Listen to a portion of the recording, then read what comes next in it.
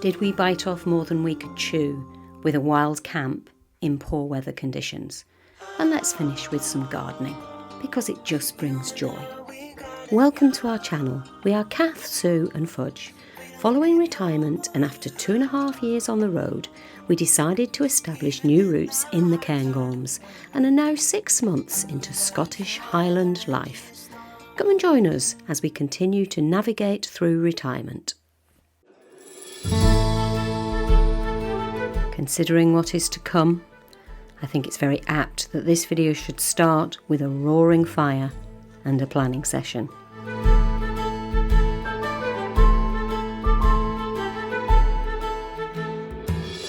Well, this is the start of our next big adventure. Just doing final preparations before we go and meet up with our friend.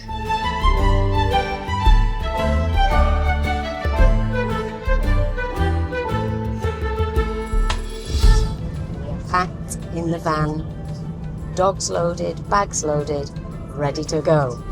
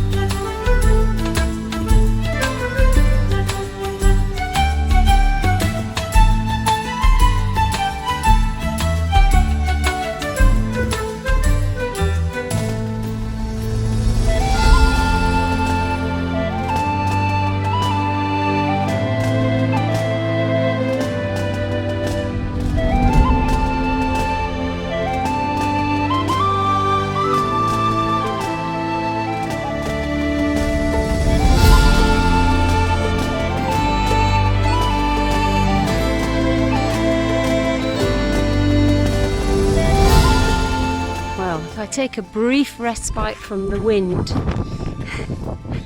I might even be able to speak to the camera. I haven't got the good mic out because it's been raining a lot, so I've had to use the action camera, which is waterproof, no special mics. But there is blue sky behind us over there, the direction that we've come from, and the direction we're going does seem to be brightening up a little bit. We've got to go over this hill and down the other side, and then I think we'll start to see the little Lochan where we're intending to spend the night.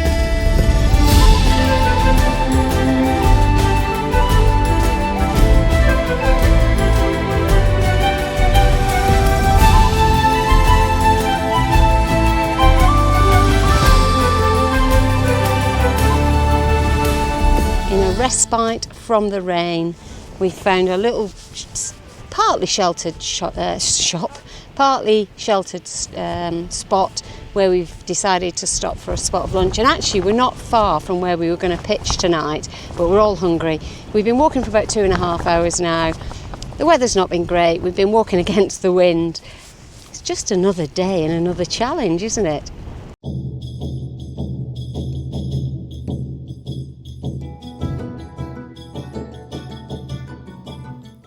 Well, it turned out our lunch stop was actually only a few hundred metres from where we eventually decided to pitch our tents.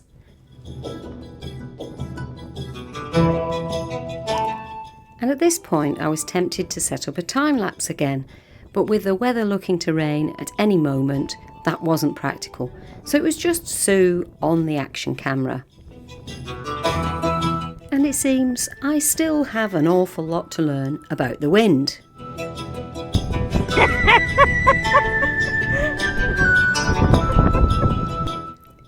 And of course, Sue found this very funny, and the dogs thought it was all a game.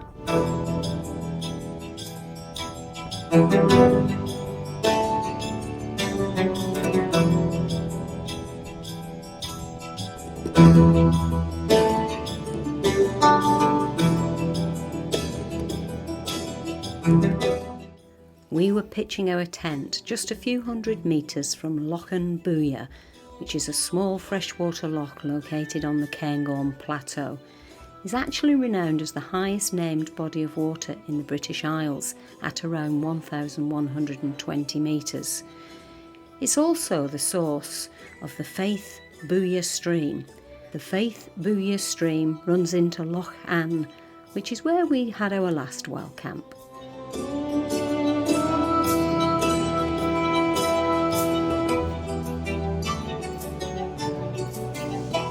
Well, our tent erection was marginally better than the last time we tried this. Well, it didn't blow away for a start. It didn't blow away, and we seem to have got the outside bit a lot tighter, learning things about our tent every time we take it out. We are sitting in our tent, and our friend is sitting in her tent, and that's because the weather is pretty grim. It's kind of that drizzly, well, it's more than drizzle, isn't it? It's rain.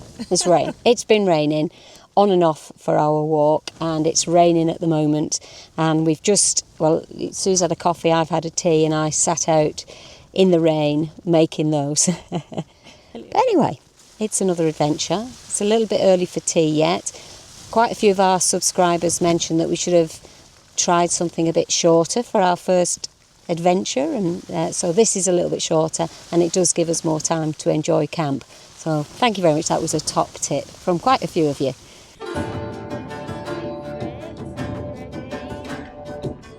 In between the frequent rain showers, we found time to play with the dogs. They thoroughly enjoyed their campsite.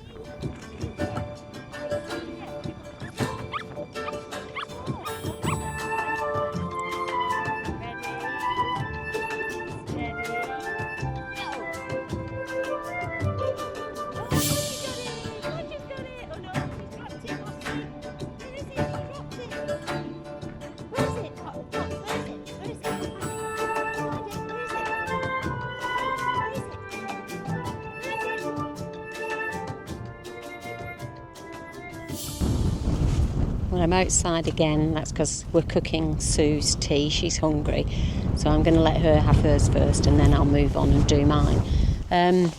You can probably see the tents behind us over there.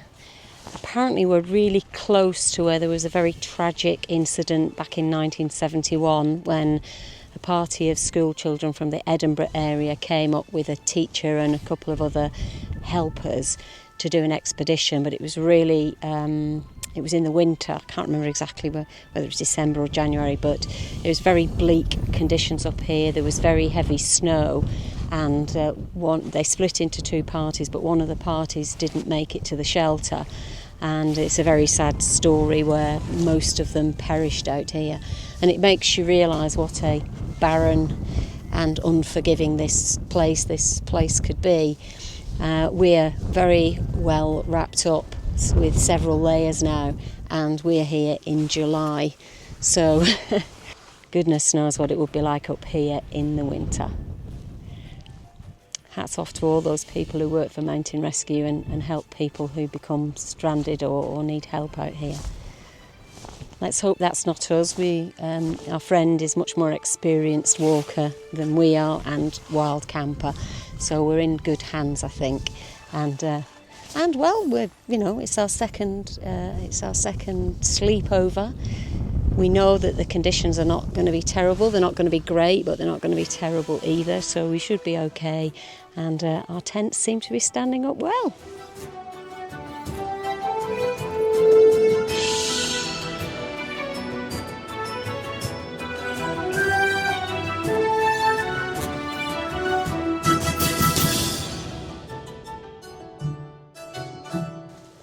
Good morning.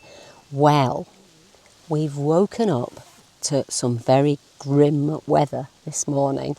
So I don't think I'm going to get much more filming done today. But we have survived the night. Hooray! We've survived the night. We're just starting to get our stuff together so we can pack up. And we're going to take a different route out because the weather is just so bad. We're going to head back in the direction we came from and make our way down to the ski station, where I think we'll probably get some breakfast down there. We have had a little bite just to keep us going for the journey, because that's going to be a couple of hours. But hopefully we'll survive it, and we'll see you when we get down to the restaurant.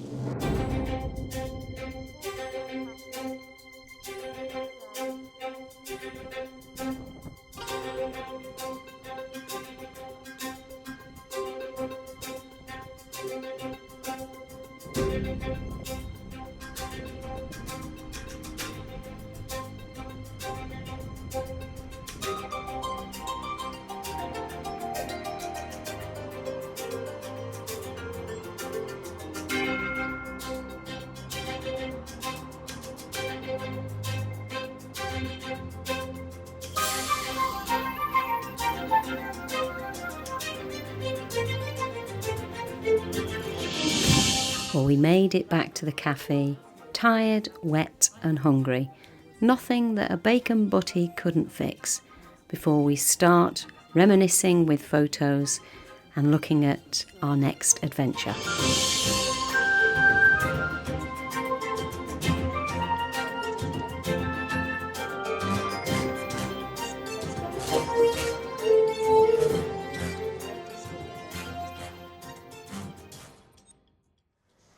Well, we've made it home. We've both had, well, Sue had a warm shower, I had a warm bath, and we've started unpacking our bags now.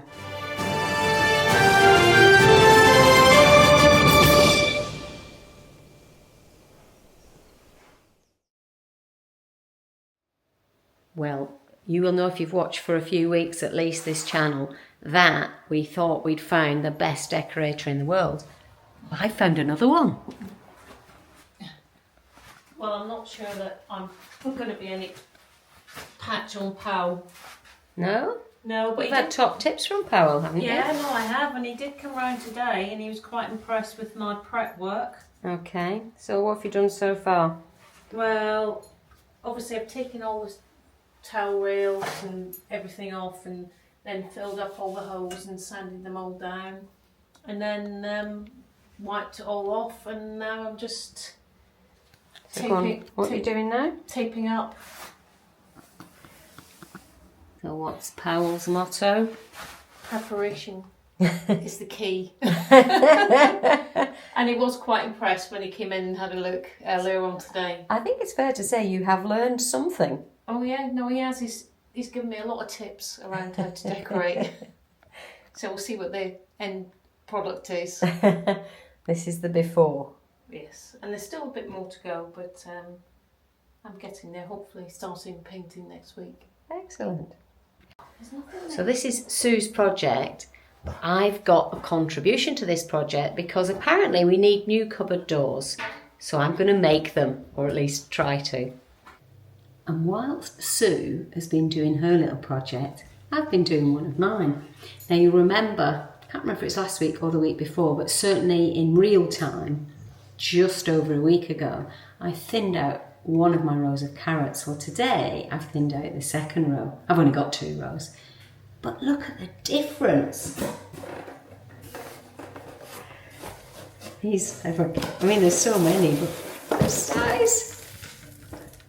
Look at the size of those little carrots. I mean, they are quite something, aren't they? So I'm going to chop these up. Now, I know it might sound a bit weird, but with the last lot of little carrots, and they were tiny, I couldn't bear to throw them away. And normally at lunchtime I'll have something like a ham roll. I've been having ham and carrot roll, just adding a little bit of crunch to the sandwich. The fact that I grew them myself makes all the difference.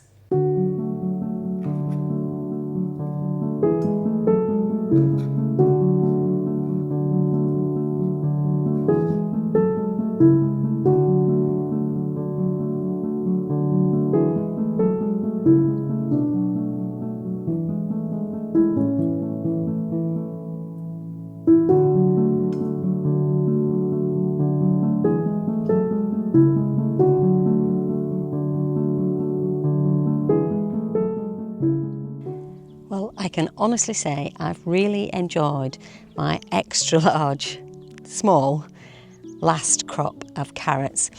And now all the carrots are thinned out, and I'm hoping that I'm going to get some nice, chunky, big, juicy carrots. And I'm actually really pleased with my veggie patch at the moment. The potatoes seem to be doing well, their main crop, so apparently I've got to wait for all the leaves to go brown and then I'll be able to harvest those. The cabbages, in fact, let me get a bit closer so you can see these. These were the latest things that I started to grow, and I grew them in the greenhouse just for 2-3 weeks maybe, and then planted them out here maybe about 4 weeks ago now, maybe not even that long ago actually, and they're really coming on, and we have had a lot of rain recently, and even the onions that I was thinking were a little bit pathetic seem to be doing all right.